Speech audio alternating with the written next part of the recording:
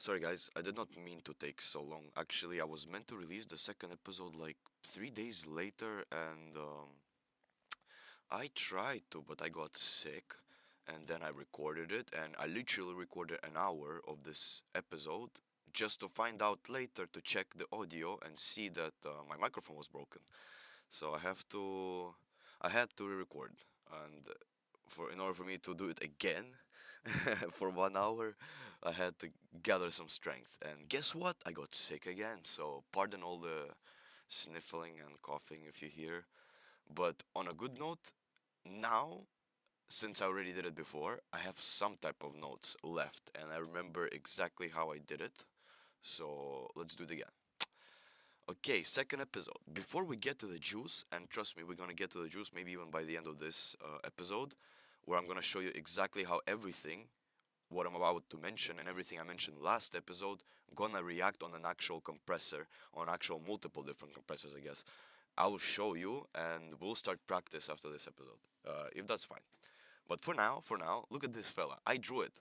Just kidding, I didn't. I used Canva's graphics to make you a picture of you going to a music shop to purchase your first compressor plugin. So, this is you, jolly fella, just going like, you're going to the compressor shop, music shop, and you're like, can I have plugin, please? And the cashier is like, sure, here are latest. Okay, no, no. Sure. What are you looking for? And you're looking for a compressor. So generally, the first four things I distinguish that people aim for when choosing a compressor are these four different parameters. If compressor is either analog digital, if it's either FET, tube, opto, or VCA, if it has no band, single band, or multiband, or if it has a soft knee, hard knee, or something in between, right? A knob. Um, so let's just cover these quickly because these are the most important for your basics, right? And let's cover them because they're very basic, literally very basic. Don't trust anyone who tries to overcomplicate this. Analog digital, very simple. Analog is just hardware, digital is digital. Basically, analog is anything that operates like mechanically, I guess, and digital is everything that operates in a virtual space. So let's say your computer is analog, but programs in it are digital. Um, your guitar is analog, your pedals that connected to your guitar are analog, but if you have a plug-in emulator for your pedals on your laptop, it becomes digital.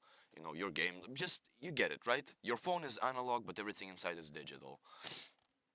Yes, this first one. Why does it matter? Because when you buy analog plugins, especially compressor, analog compressors have a hard ceiling beyond which you start distorting the sound based on what type of analog gear you have. While digital is just an emulator, is just an envelope emulator that will not automatically distort your sound, but will give you options on how to distort your sound in different various ways because it's all programmable, right? That's the only difference, the only major difference between analog and digital. Others we'll get to later. Okay, FET, tube, opto, VCA. All right. These are the four most common types, different types of compressors, and it's very easy to cover them. Yes, I left some notes, but let's just get over, and I'll just explain to you quickly. So let's say the best way to pair these compressors and explain to you what FET, tube, opto, which is optical, and VCA mean and actually do is to maybe attach them to their closest relative. So FET and optical are pretty much related because you'll hear a lot of people saying that FET, let's say it's, oh, come on, stop doing that. That FET is very aggressive, aggressive, very responsive, nice on punchy drums, nice on snappy vocals, uh, amazing for transient, how do you call it? Yeah, for transients, right? Uh, very fast attack and release. Uh, what else could they say? FET and perfect for anything, I don't know, groovy, I guess, right? And then when someone discusses opto, they usually tend to describe it in a way like very soft and generous, you know? Very smooth, silky, attack and release. Nice knee profile, maybe, right? Or perhaps it has some distortion because opto is actually also tube based, so nice saturation profile. Um, very good on ambience, very good on soft developing noises. Um, not very responsive but adaptive, you know, something like this. Now, personally, I wouldn't describe it this way, but I know exactly why people would describe it this way because it's correct. It's correct. I mean, this is generally what are the ways you could use either FET or opto, but also there is a bit easier way to describe it, which is I'll show you right now. So we keep all of it, but at the same time we add something at the very end in caps. Good for single tracks. And this one is just have the wildest guess. Good for single tracks. And also benevolent brother of Fed. Yeah. So while I would agree that FET and Opto differ because they have difference in aggressiveness on attack, release, and knee, whereas FET is more responsive, it's more punchy, it's more transient, it's more like, you know, hard limiting type compression. Opto is closer to uh, way like softer limiting and also unique because knee is very more prevalent in opto and the use of attack and release are more very like prevalent in opto. That's what gives it such a not very responsive but adaptive profile. And why is it so good for ambience and something soft and something smooth and silky, right? Um, however, both of them are only good for single tracks. Let's say if FET is good for like aggressive drums, aggressive vocals, Opto is good for soft drums, soft vocals. But it's not good for your mix bus, not good for your drum bus, probably. It's not good, I mean, FET might be good for your drum bus, but not Opto. Maybe Opto as well. It depends. But from personal experience, they are primarily, FET and Opto primarily good for single tracks. And there is actually, I mean, is there a little yeah, there is only the only difference between these two, actual difference, is how they're composed mechanically inside. Because Opto, I think, is tube based, and FET is semiconductor transistor based or something. Yeah, yeah. So we'll discuss it later again. I just need to pack all these ideas together so I don't, you know, overcomplicate it in the beginning. Because this is all you need to know for now. Opto, FET, right? VCA, tube. Oh boy, oh boy. Let's start from the back and go to the front as we did, you know, in reverse to this. So tube and VCA, the reason why FET and Opto are good for single tracks is because both VCA and tube are good for all tracks. Good for all and mix bus, right? And same for my boy tube. Good for all and mix bus. Best way to describe VCA and tube is that VCA is voltage-based amplifier and tube is tube-based amplifier. So basically, one is analog, kind of, it came from analog, and another is almost entirely digital at this point. It used to be, I think, solid bus, SSL, like solid state limiter or solid bus compressor or something like this. This is what VCA is. It's basically the most modern, the most adaptive compressor for treating dynamic range of anything, pretty much any track. It can be a bus, it can be a single track, it can be a mix bus, it can be anything. It could be dialogue, it could be movies, it could be anything, literally. It's very adaptive, it's very useful. Most cases, you see VCA used absolutely everywhere. And same goes for tube. Tube is used absolutely everywhere. So let's say we can rephrase it even like this. So since VCA is good for singles, good for all, right? But also very precise with dynamic range, while tube is good for singles, good for all, nice analog profile. Remember, analog gear has its own like saturation profiles, which is exactly what I'm gonna say right now, actually. Yes, nice attached saturation. So, if you ever find yourself not wanting to use saturator and wanting to use compressor on the same track, you could always just opt for tube compressor, right? Because it kind of does many functions of both things at the same time, because they both came from the same thing, from the tube compression, kind of. So, this is the best way to describe VCA and tube.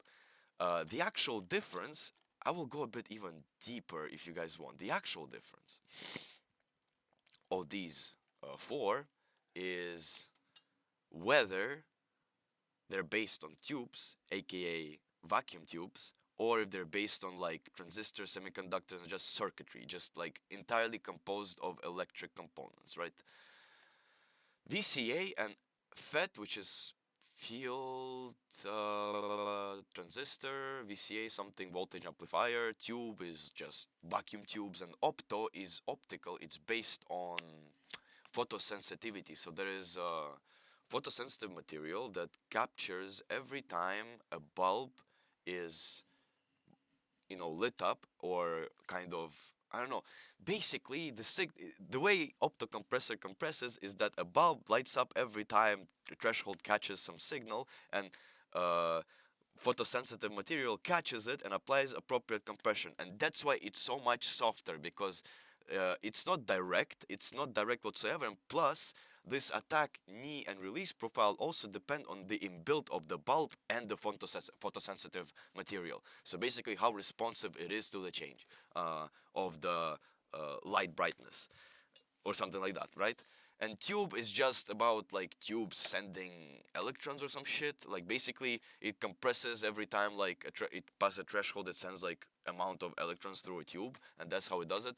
While VCA and FET, they both just operate on your normal circuits that you probably studied in physics classes. You know, the more modern circuitry with how do you call it? Voltage, current, resistance circuit. That's it. It just, there is nothing complicated about it. It's just the way you place components, and that's the way you create knee, attack, and release profiles. Is in the way you order around components in VCA or FET, let's say, right? And the biggest difference is like, it's two-dimensional basically. VCA and tube are good for all tracks, while FET and opt are good for single tracks, and also FET and VCA are based on semiconductors, so automatically they're gonna be way, way more responsive than tube and opto just by default. But it doesn't mean that tube and opto are not as responsive, because remember, we split it also in analog and digital. It's analog variants of all of these that are probably going to be less responsive. But digital emulations, it don't matter. They will probably be perfected to the notch where like you can literally make it as responsive, like you can make opto as responsive as VCA. You know, it's completely different with digital. So this is just for your standard, profiling. So now you know how it profiles. Opto and tube profile based on tubes, FET and VCA profile based on transistors and circuits, FET and opto profile also based on single tracks, and VCA and tube profile based on all tracks, singles and mixed bus. That's it for FET, opto, VCA, and tube. To explain every type of no band, single band, multi band, and even every other type of compressor that is about to be mentioned and was mentioned, I have a track that you need to get familiar with. It has different sections. Just here's one playthrough.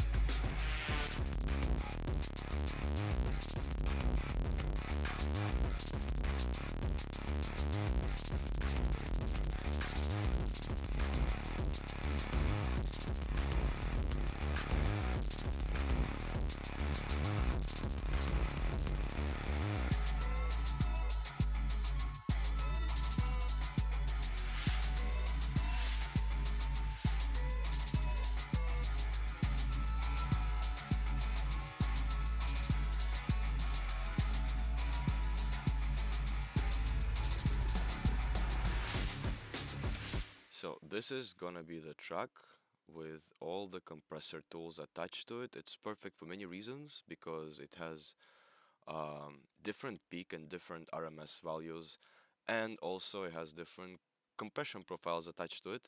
But let's start with no band, single band, multi-band. So no band, I decided to put, let's say, a hard limiter on my master. In this case, I put vintage limiter from Ozone. I put it on modern because it has a smoother limiting to it. Analog has harder, tube has kind of like also hard, but in between. I guess analog is more boxy, tube is more phony, and modern is just more balanced. Uh, we put it at minus 10, minus 10.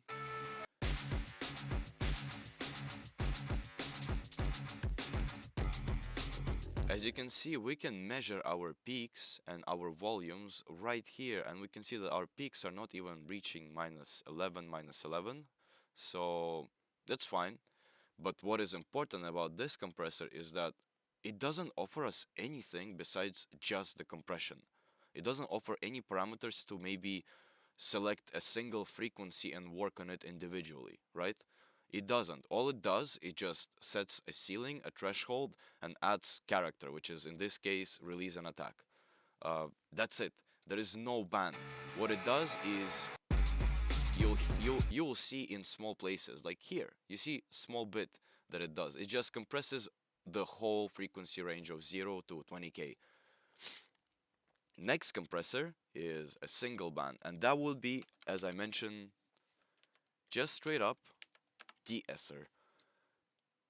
In my case, we can use Siblance plugin from Waves, I guess, right? Is it?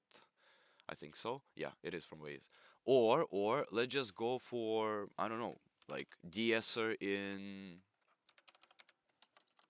Logic, right? Is this one? Yes.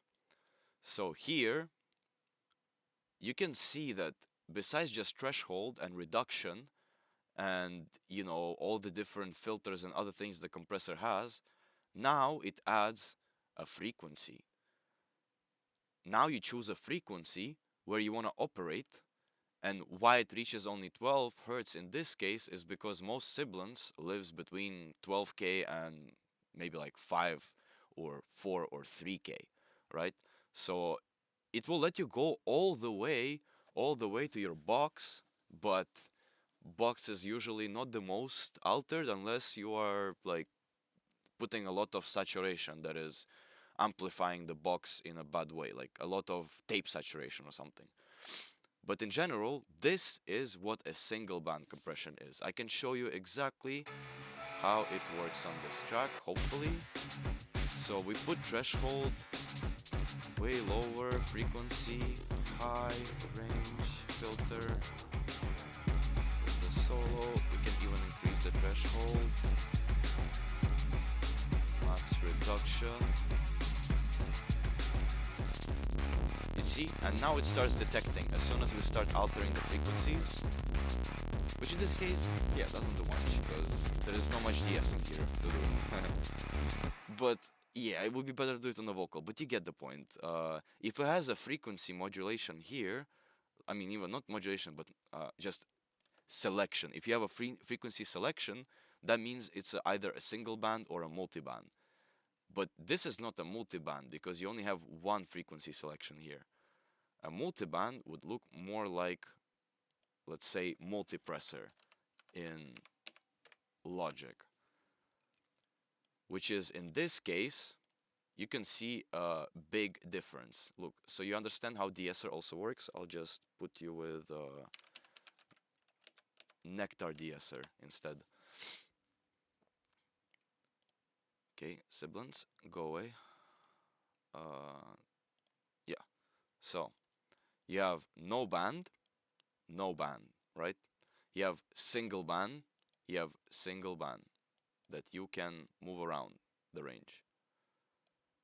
And you have multi-band, which is 4 different ranges that you can move around, all the way from 0 to 20 kHz. They all have the same compressor profiles attached to each band. So you no longer have one compressor, you have four of them, if not eight of them, because each compressor might have a limiter or expander attached to it, depending on what type of multi-band compressor it is. In this case, it is an expander and compressor. So compressor is going to be acting like your limiter, expander is going to be acting like your compressor, something like that, right? uh, this is the biggest difference. And to make it even more pronounced, and so you understand how they all correlate to each other, let me use ozone again because it provides a very nice infographic for you. So you have this compressor, right? No band, absolutely no band. You just run your track through it.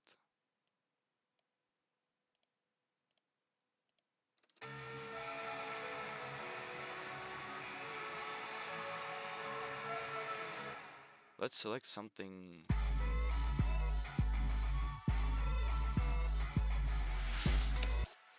No band. If you compress, if you audio gain here, it's gonna sound louder. If you compress it even more, aka, reduce the threshold and maybe increase the ratio, maybe slow down attack, slow down release, remove the knee, right?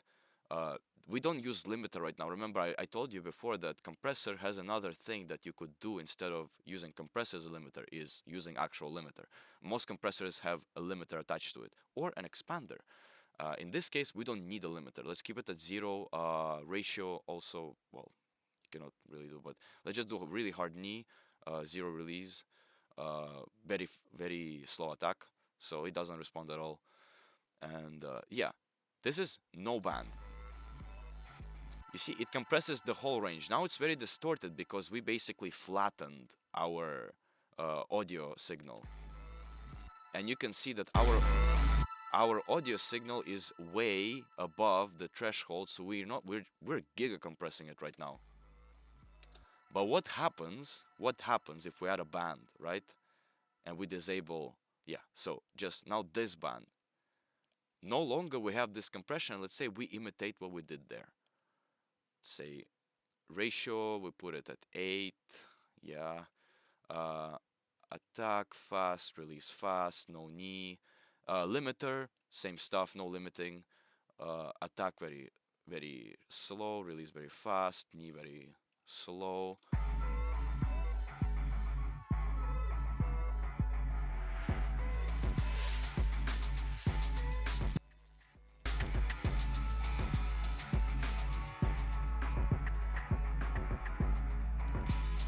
You see, now we only operate in this range. Now we no longer operate in this range, and in fact, we can remove it fully and add a new one, which is gonna be just normal thing, right?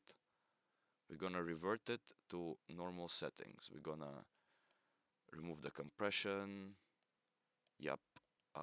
Yeah, attack maybe. Yes, yes, yes. And now we just wanna exclusively operate in this area.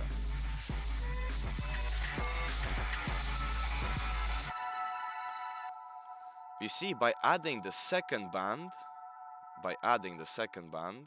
we are making it a multipressor, aka multi-band compressor. And now, you see, we can also operate in this band, which is going to be way different than this. As you can see, this is hard compression, but not as hard as, let's say, this one. This is completely flat line, basically. This is like a hard limiter at this point, almost a hard limiter. Just because we cannot fully put the ratio to like 1 to 50, we cannot make it a hard limiter. But you see, it is imitating the line of a hard limiter. This, and we can just extend it. Let's say create another band in the middle, right? Maybe make this just for your sub bass, for your fundamentals, right? Like somewhere like this. And let's hear a little difference.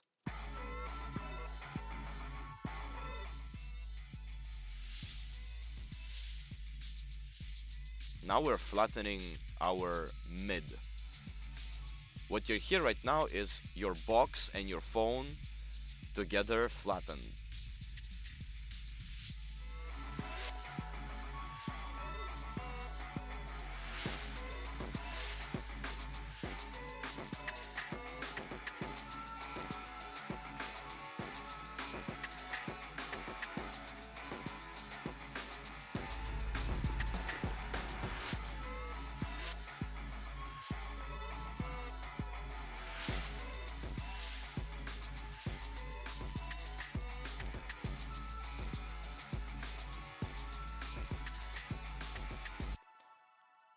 now you see how altogether these frequency selective compressors and frequency not selective compressors work together, because it's just another setting you can add to your compressor, and you can stack them together as well. It's not like they are conflicting with each other. No, no, no. It depends on what type of frequency ranges you select. Let's say if you're working as on de-esser and you're working in high frequencies, let's say from like 5 or 6K to like, I don't know, 11 or 10K, right? Like this is gonna be your sibilance range that you're gonna be working on. This different range from this. This is your noise range. You can completely eliminate noise here, right?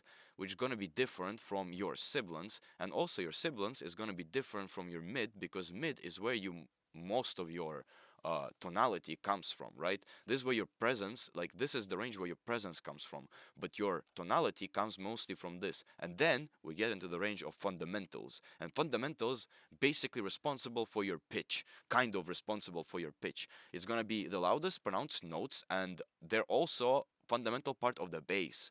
They're fundamental part of the kick. If you wanna have a melodic beat, one very crucial thing you can do is make sure your kick is in key with the rest of the melody, because it is in the fundamental range, and fundamental range is fundamentally responsible for how your voice vibrates within your vocal cords. So trust me, if you set the right key on your kick, it will slide way better with your vocals, with your melodies, with your instruments, just because it is in the same frequency range as your pitch tonality, you know? Uh, that's how it works. All right, and the last part we have to learn of the things that we have to consider when we're buying a compressor is whether we want to soft knee the cashier or hard knee the cashier, right? So, what does soft knee and hard knee provide? I already discussed it. It just adds a unique character to your compressor, determines its precision, affects the sidechain's precision, and I mean used for absolutely everything. So remember this graph I showed you, right? Let's just come back to it quickly, right? That's what hard knee is. Hard knee is zero. Yeah, it's kind of counterintuitive. Hard knee is supposed to be like max knee, but hard knee is zero and soft knee is max. And that's how it behaves. But also, if you have noticed, the way I use knee, primarily why I use knee, is to make compressor more or less responsive. If I want compressor to be less responsive, I do a soft knee, like max soft knee. Let's say in this case 10. In this case 10. But if I want compressor to be a limiter, if I want compressor to be a limiter, I do a complete hard knee, aka zero. As in, did I do it here somewhere? Yeah, yeah, here, zero. Yeah, that's the point. So primarily use knee to determine whether you want compressor to react faster or not, and it's the same reason you're going to be using other things that we're going to discuss right now with attack, release, and knee profiles, because they're all there for the response of your compressor. Okay, let's just assume hypothetically that you are a rookie dumbass and you just mentioned this because you don't know exactly what you're talking about, and maybe instead of being a rookie damas, you decide to be smart and you mention something like this instead. In which case, it might opt your cashier to ask something like this. Hey yo, that's crazy. Are you for real? Are you for real?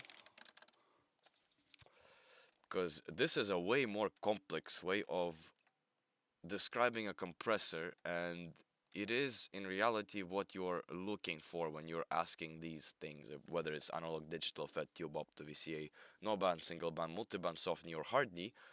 What in reality you're asking is whether the compressor is based on tubes or is solid state, whether it is active or passive, whether it is program dependent or independent, whether it is feedback or feed forward, whether it has an internal, just internal, or also external sidechain, whether its detection, sidechain detection is based on max or sum, whether it is based on root mean squared or peak, and whether the compressor itself is frequency selective or not.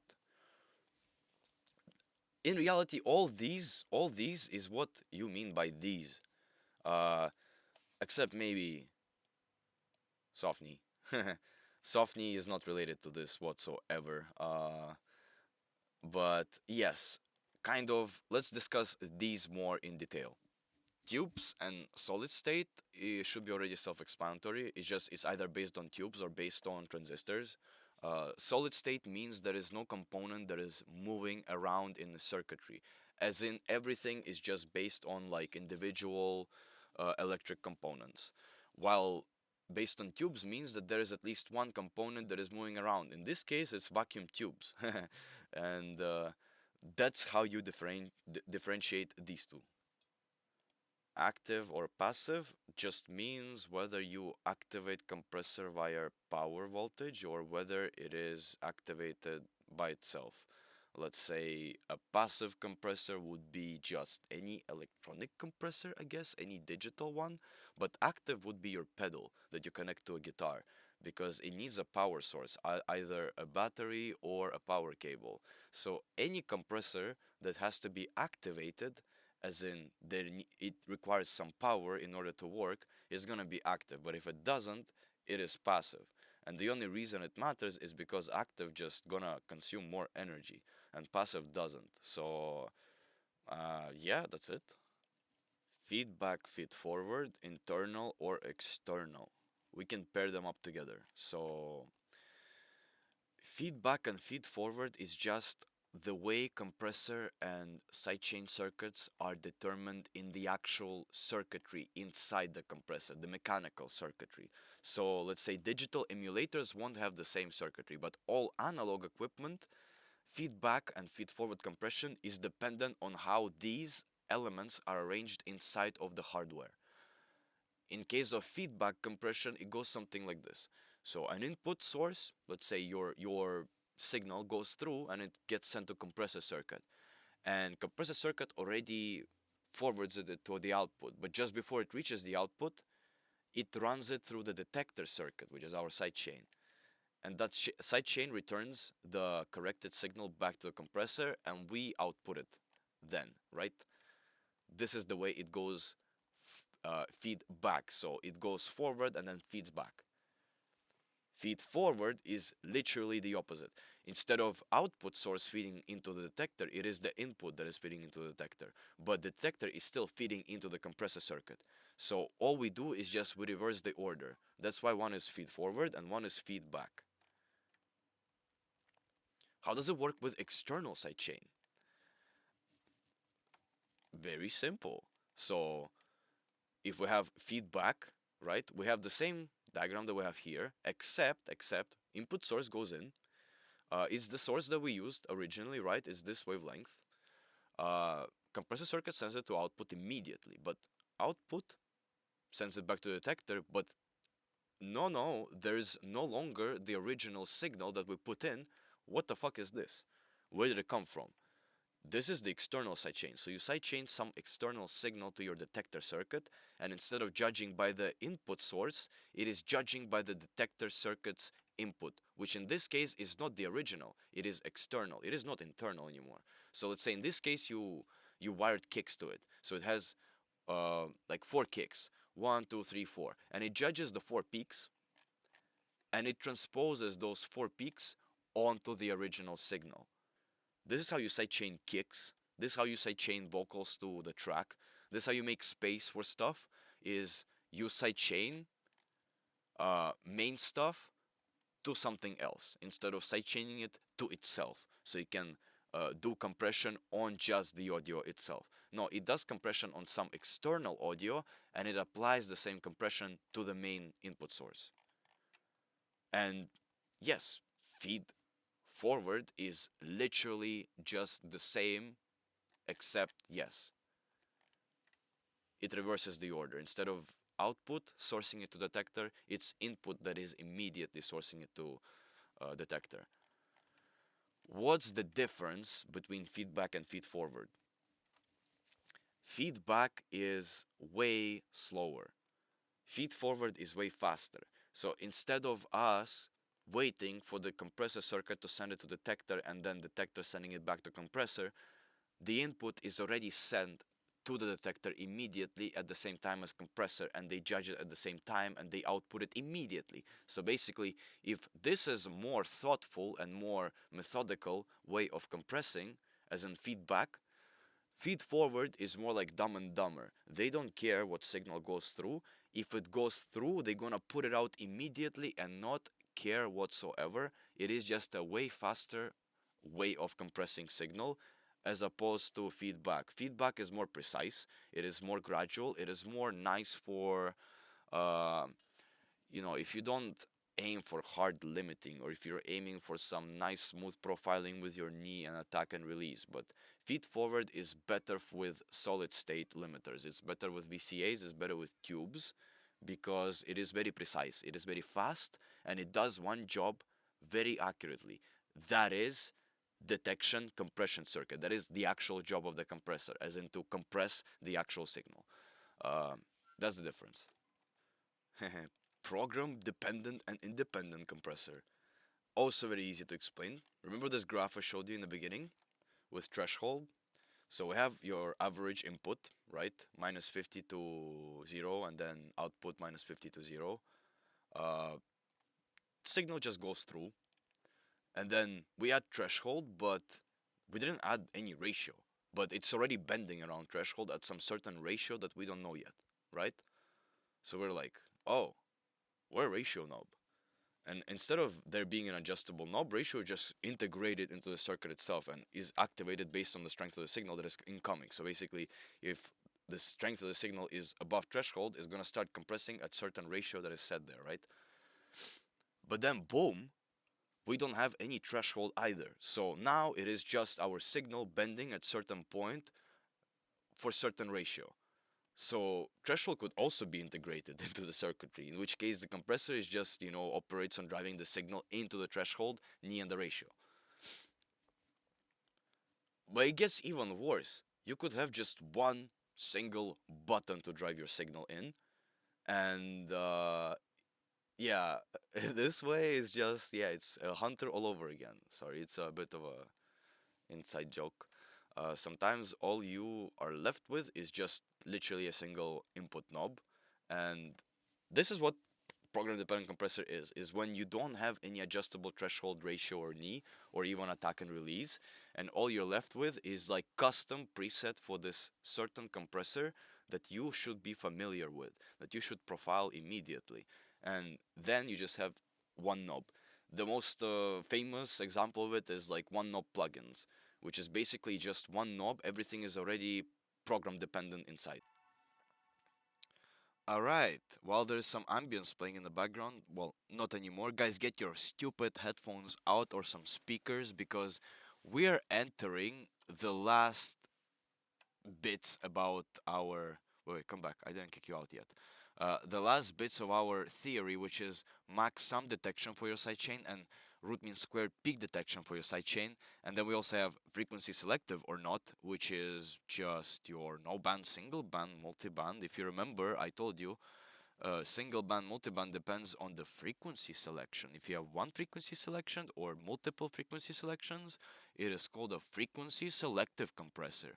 But if you don't, it's just a no band, like your generic compressor or hard limiter that has no band. Is just like it is a single band, yes, but I call it no band because it doesn't really separate any specific frequency to work on.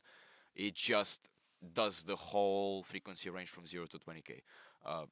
So that's it. So yeah, get the fuck out of here. Get the fuck out of here. Um, Soft knee, hard knee. Yeah, we just discussed. Get the fuck out of here. So that's literally all we have right now, boys. All we have right now are these two demons, and the best way to describe them is by you getting your headphones out, and I'll tell you exactly what it does if you don't hear. Okay, ready? Let's go. Remember this track? Yes, of course you do. We just played it literally a few minutes ago. Let's play it again. Maybe from hard part, yes? Oh yeah, just a prelude. Let's put our threshold, right? This is our threshold. I'm using classic VCA. It is basically a solid compressor, and I think it's either vintage or classic that is an actual solid state limiter. I think it is classic because it doesn't have any knee and it doesn't have any release and attack, so I presume it is the one. But it's one of them, right? So I'm putting my threshold somewhere where it can trigger. Let's say I know for sure it's gonna trigger at -20, but it's gonna trigger around -10 as well. So let's put it at -10 and threshold at 2 to 1. No makeup, auto gain off. Detection cycle max. You see, I'm now entering my sidechain circuit and I'm using my detection cycle as max. Let's see how it works. Pay attention to this arrow.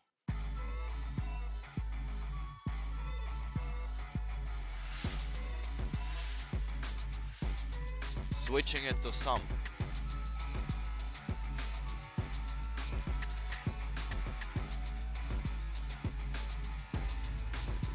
Back to max.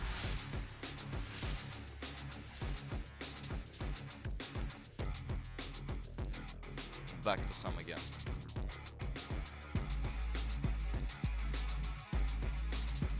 Back to max. I know. The point I'm showing you this is because you probably cannot see any change whatsoever. That is because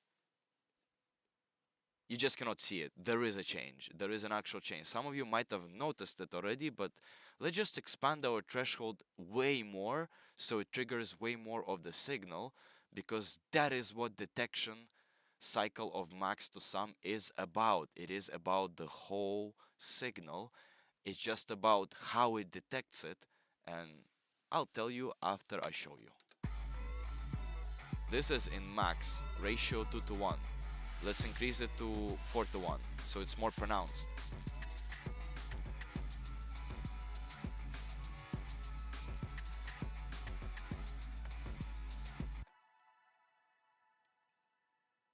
And this is in sum.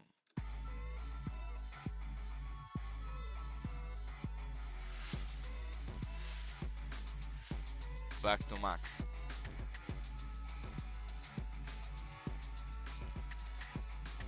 Back to sum.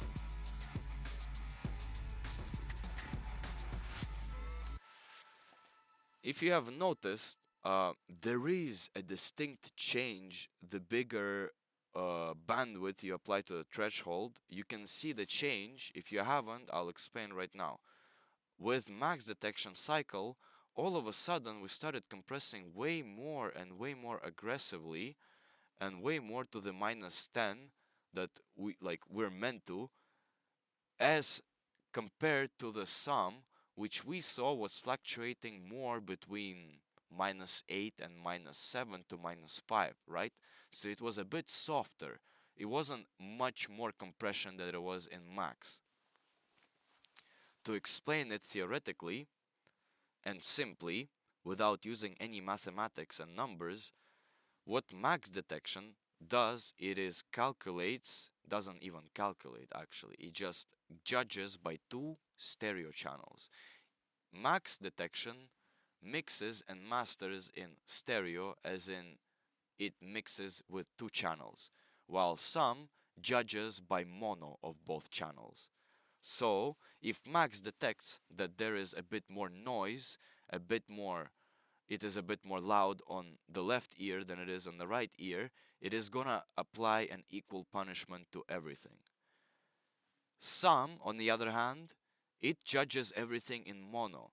And what tends to happen to stereo sounds in mono, you tend to have something out of phase or in reverse polarity, as I mentioned before, that will cancel the wavelength out. Basically, what happens is when you have two waveforms which are kind of reverse, when you have it in chorus or in flanger or in phase or in any type of stereo like a doubler, you have two waveforms that you dislodge a bit so they can double each other. But what it also does, it creates some out of phase action in one place or another, which this particular detection cycle will judge. Max will judge everything. It will be biased for everything just based on one uh, channel, either left or right. While sum will not be as biased. It recognizes that a lot of stereo channels, when they go into mono, they actually become way quieter. So instead of compressing it, it lets it breathe. It lets it have its full sound. Instead of, or even like, if you compress it or expand it, basically it's gonna amplify it. That is the difference. So if you have a lot of stereo action going, using some in your sidechain detection will be more lenient and more less, it will be less biased. But if you use max, it will make sure that if you have a hard ceiling of a certain decibel and one of the channels is crossing that, it will judge everything. It will apply it to everything. This is how max and sum works on a track. And honestly, to explain to you how peak and RMS work, it would be easier to do it on individual track, because RMS and peak are made for literally detecting either peaks or the root mean squared of the whole signal. So peak, let's say we go to Platinum Digital, which is like Apple's custom compressor. And now you see that instead of just max and sum detection cycles, we also have peak and RMS. So what peak is gonna do, instead of like if max and sum judge by whether it is stereo or mono, peak and RMS judge by whether, they affect the peak loudness, aka the peak, or the root mean squared, aka the average strength of the sound. And these two parameters are important for two reasons. One, they determine how soft your compression is or how hard your compression is. And two, which is way more important to the whole process of sound engineering and compressing, is crest value. So you're trying to reduce the crest value. Like crest value, I don't remember how exactly it transforms into physics, but crest value it's your dynamic range. Basically, what you're trying to do is when you're compressing something, when you're detecting something and compressing something, let's say I open a zone with this compressor. Come on, hurry up. We start playing. Compressor is on. Uh, yeah, turn on.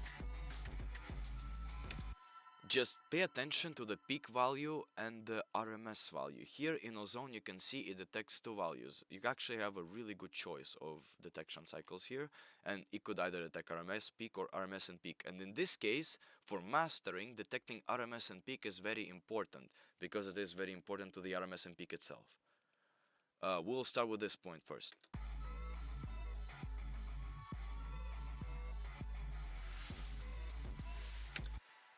You can see that generally what happens is your peak value is always the highest value and your RMS value is the secondary. And the tertiary value is actually your actual average, I think. But no, this is what we need to relate to. The actual point of sound engineering and mastering, the actual point of mastering specifically, is to reduce the range between peak and RMS. It's not just to increase the peak, it is also to decrease the range between RMS and peak. That is what is the crest value is. If the crest value is really big, if your peak values are extremely high and your root mean squared is really low, what tends to happen is you'll get those really sharp clipping sounds, really sharp sibilant sounds, really like unpleasant compression. When you're trying to mix a track and it sounds like shit at the end of it, that means that your RMS to peak value, your crest value is too high. Your crest value is too high. You need to reduce it. Sound engineering with compression, mastering with compression is not just about reducing dynamic range, it's also about reducing the crest value. And your crest value is your peak to RMS value, basically your peak by RMS. You have to reduce it to the lowest possible, and that is how you achieve the best possible compression. Now you got how peak and RMS relate to each other and how they're important for mixing and mastering, or just mastering in particular, right? Let's just get into it. So This, we instead of our VCA, we switch it to platinum. We lower the threshold to -20, right? So it is still responsive. Same ratio, 4:1, very responsive. Still not very close to hard limiter, but kind of really nice hard compression. We got zero knee, which is hard knee. We got zero attack, which is hard attack. We got zero release, well, 5 millisecond of release, which is nothing, and disable auto as well. We don't want any auto release. Let's just see how it reacts by itself. The detection cycle is, let's put it on sum, because sum is the most prevalent for us, because we don't want to destroy the dynamics of our stereo arrangement. We want our stereo instruments to still pop and not be judged and discriminated against stereo sound.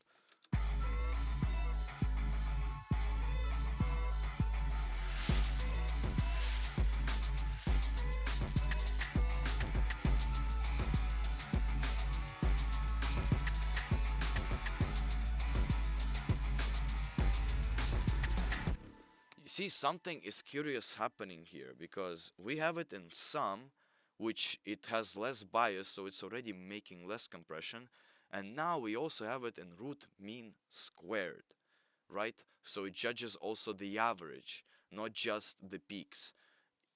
What it's telling us right now is that we do not have much on average to compress, but if we switched it to peaks,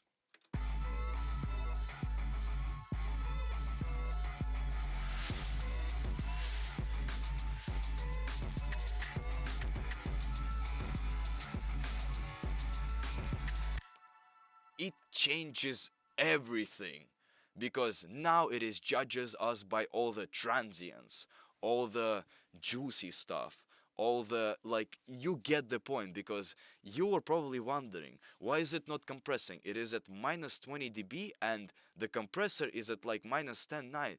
That is precisely because there is some bias here as well. Root mean squared, it doesn't judge peaks as hard.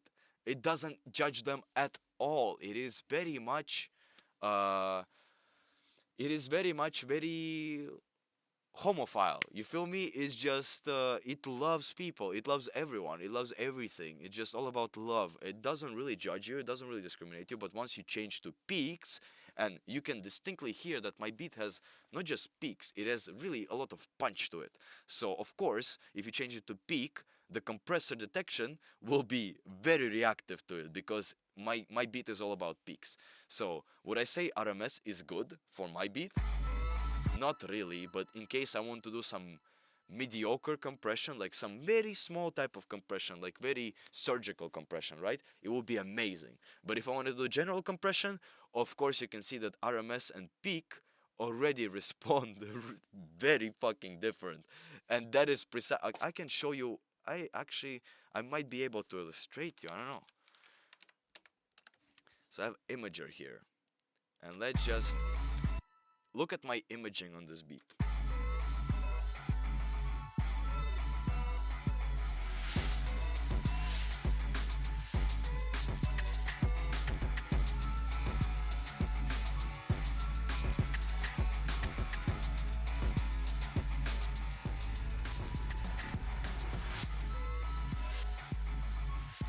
So what happens here?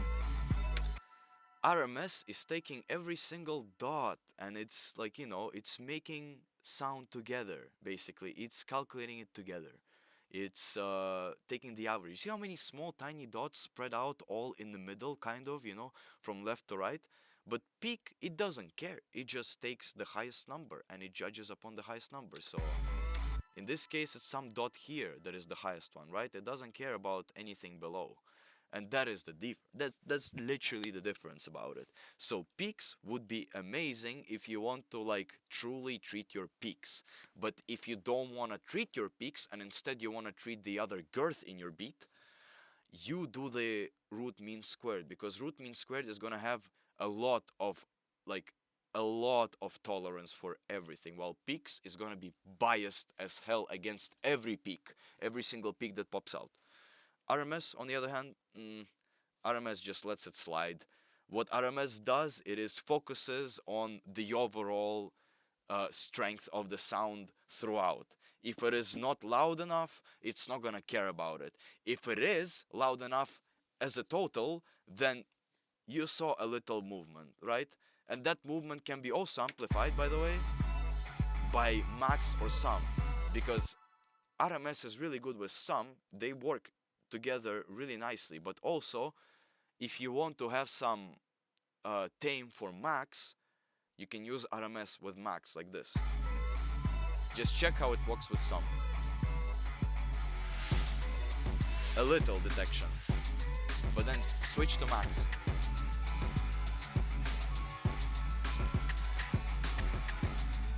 All of a sudden, detection becomes just a little bit more precise, just a little bit. So you see how these two can be combined really nicely. So these two profiles, they work together as different types of condiments to a toast. It's completely up to your making. You see what this is how I work with compressors. I do not stress it. I just test it, experiment, and I see what it does. And what Max does, basically when you mix in stereo and you also judge it by root mean squared, it's gonna kind of tame the stereo detection a bit more. But if you have it in sum, it's not gonna tame it whatsoever, it's gonna complement it. And it goes opposite way as well. If you run it in sum and you do peaks, it's gonna tame the sum detection. But if you run peak with max, just make sure that you run it on an appropriate, like very transient heavy track, because it might make all types of magic to it, right? It might, if you, I'm just saying they all work very nice together and they all make a difference to one another. And that's why it is important, way more important, to ask this type of stuff when you're purchasing a compressor plugin, rather than asking whether it's analog digital or like a FET tube, or it doesn't matter what it is. What matters is how it responds to itself in the way it is built. And this is how you profile it. On this note, guys, I think this is literally just digested. And trust me, I'm gonna also make you a little exercise, a little paper, a little fucking how you questionnaire, I guess, right? That you have to fill out, and I wanna see how you answer it. I wanna see if you got anything out of this video particularly, because it might actually help you skip a lot of knowledge, or just to revamp quickly on the knowledge that you already obtained. Because as well as I say, it's for dummies, this guide is not for actual dummies. It is for, like, deliberate dummies who choose to be dumb, because it is just a way easier way of living your life. And it's gonna help everyone. Trust me, I'm gonna make you exercises. But for the second episode, it's done. After this, no more fucking theory, which is gonna go straight to the fucking action. From the next episode, you're gonna see me apply all the fucking theory to the tracks that I'm making, or maybe just other stuff that I'm gonna be making on a go. It's gonna be way better. But thank you for joining in. Now you know absolutely every parameter of compressor that you need to know when you approach a compressor, and you no longer have to learn anything about it anymore. You're welcome. A round of applause for me. Thank you. Thank you. Thank you. It's very generous. All right. See you next episode, because there's going to be way more. I need to fill out my portfolio really fast. All right. Bye.